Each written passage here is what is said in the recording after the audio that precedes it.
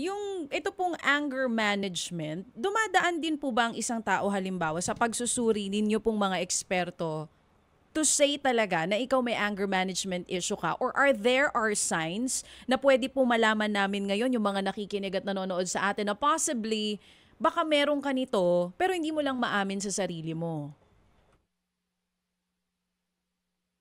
Okay. So, let's see. Unang-una, yung ah, galit ay medyo situational pag nasa kotse, nasa sasakyan. Mm. Okay? So, kapag mas madaling magalit kapag nasa sasakyan, then may tendency na talaga maging road rager yung taong yon. Mm. Okay? Kasi wala naman tayong paper and pencil tests talaga eh.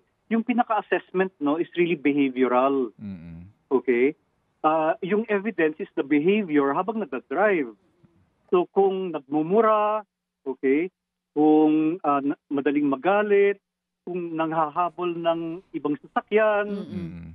or kung lalabas sa kotse dahil sa galit at kinokompronta yung ibang driver, ito na yung mga Warning signs. red flags. Oo. Mm. Correct. Opo. Ano ang tawag sa kanila? Sa gandong uri po ng mga individual doctor. So simply road ragers, Mhm. Opo.